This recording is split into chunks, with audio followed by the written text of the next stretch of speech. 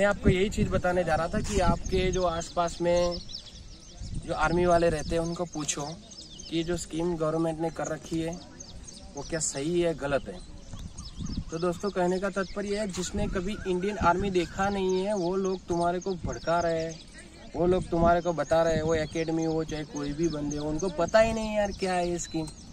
ठीक है। और पहली बात तो ठीक है, गवर्नमेंट का कोई भी चीज़ में विरोध मत करो। जो भी गवर्नमेंट है तीनों जनरल बैठ के आप लोगों को बताया है, तीनों जनरलों ने ये किया है स्कीम। तो क्या वो ऐसे ही लोग हैं कि जो ऊपर तक पहुंच गए? तुम ही अच्छे इंसान हो कि तुम्हारे को सब कुछ पता है। इसीलिए भड़काव वाली चीज़ें दूसरे की मत सुनो। अपनी भर्ती की भर्ती तुम्हारी तकरीबन 2 से 3 महीने के अंदर रनिंग भी आ जाएगी, फॉर्म भी भरा जाए। 4 साल के अंदर तुम्हारे को 30 से 40 हज़ार की पेमेंट दे रहे हैं। आज की डेट में तुम गुजरात गवर्नमेंट हो चाहे कोई भी गवर्नमेंट हो, फिक्स पे में है। मतलब 19,500 तुम्हारे को जो किराया देगा, महीने का तुम्हारे को पेमेंट देगा, वो पेमेंट तुम्हारा 5 साल तक 19,500 हो जाएगा। और आज की तारीख में तुम्हारे को जैसे ही इंडियन आर्मी अग्निवीर के नाम से तुम जाने जाओगे, उसके अंदर तुम्हारे को 30,000 तनख्वाह देगा।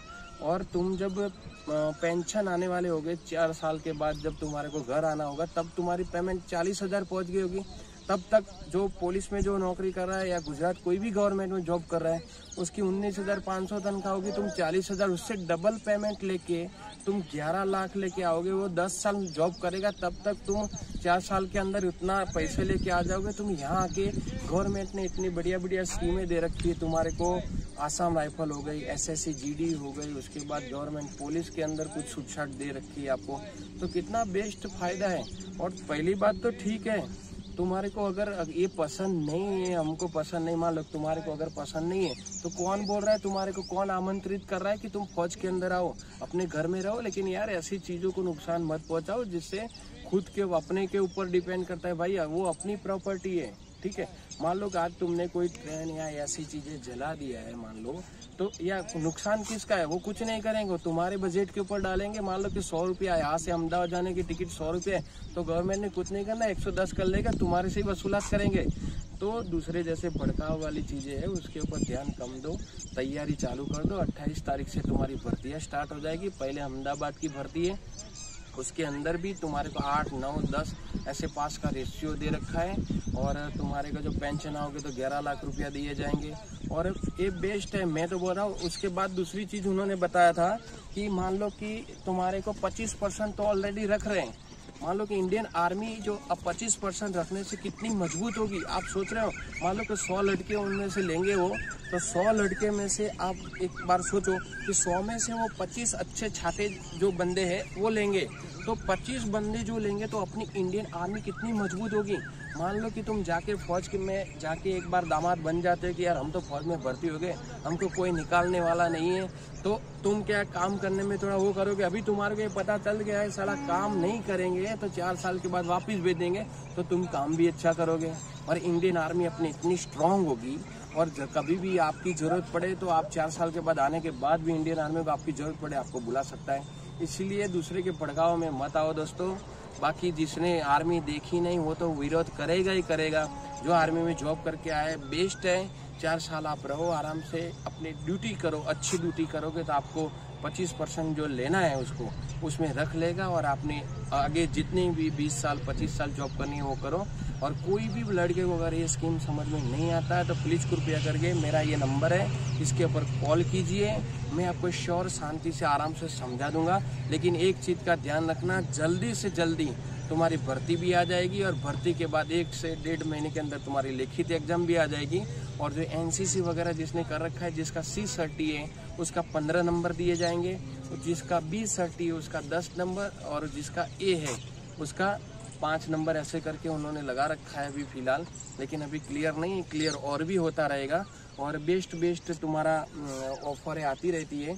और अभी तुम्हारी जो उम्र भी बढ़ा दी है, 23 साल तक उम्र कर दी है, तो तुम्हारे को संकोच मत रखना, रनिंग चालू कर देना। तुम इधर उधर घूमते रहोगे और तुम्हारी रनिंग भी नहीं हो पाएगी और वो 4 साल में भी नहीं जा पाओगे। इसलिए प्लीज़ कृपया करके शांति से अपना दौड़ना चालू कर दो। और ये बेस्ट स्कीम है, मैं बता रहा हूँ क्योंकि मैंने इंडियन आर्मी में जॉब कर रखा है इसलिए बता रहा हूँ। प्लीज़ और कोई चीज़ों के और दूसरे बंदे के भड़काव में मत आओ। जय हिंद, जय भारत। तो मैं और एक चीज़ आपको बताना भूल गया था कि जैसे ठीक है, मानता हूँ अग्निपथ का विरोध कर रहे हो, ठीक है, तुम्हारा जैसे सोच ऐसे, लेकिन गवर्नमेंट की भी एक, अगर जो देवभूमि द्वारका वगैरह में जो भर्ती हुए, अगर जो भर्ती हुए तो उनको भी अगर फिजिकल हो गया था, मेडिकल हो गया था, लिखित ही बाकी था, तो उनको बेशक अग्निपथ में ही उनको लिया जाए, लेकिन उनको अगर ले लेते तो उनको बच्चों को जो तैयारी करके, आजकल फिजिकल करना बहुत हार्ड है आर्मी के अंदर, और वो बेचारे मेहनत करके जो उसके अंदर उन्होंने अप्लाई किया था, तो उनके लिए हो सकता है नुकसान हुआ है, मानता हूँ नुकसान हुआ है, उनके लिए हुआ है श्योर, क्योंकि उन्होंने मेहनत किया है। ठीक है, वो अगर बोले, अगर कोई भी चीज़ होती है वो हंगामे से और लड़ाई झगड़े से और सरकार का कोई भी प्रॉपर्टी पे नुकसान करके कोई भी किसी भी चीज़ का सुझाव नहीं है। आप अच्छे से जाओ, आपका जो स्टेट में रहते हो वहाँ जाओ, वहाँ के जो आपका कलेक्टर साहब है या कोई भी अधिकारी है उसको जाके मिलो, आप लिखित में दो कि सर हमने फिजिकल दे रखा है, लिखित बाकी है, और ऐसे ऐसे जो भी नुकसान हुआ है तुम्हारा वो उसको बताओ।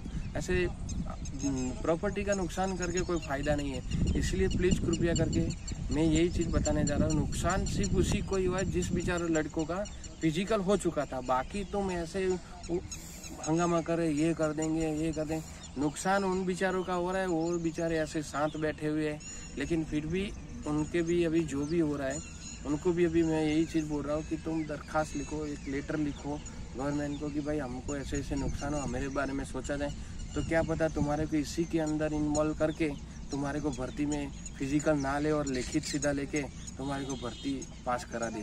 तो वो परिपत्र और लेटर्स लिख के तुम उनको अप्लाई करो। बाकी ऐसे लड़ाई झगड़ा और बिना गवर्नमेंट का नुकसान कर रहे हो तुम इतना ज़्यादा, तो उससे कोई तुम्हारे को कुछ भी मिलने वाला नहीं है। जय हिंद, जय भारत।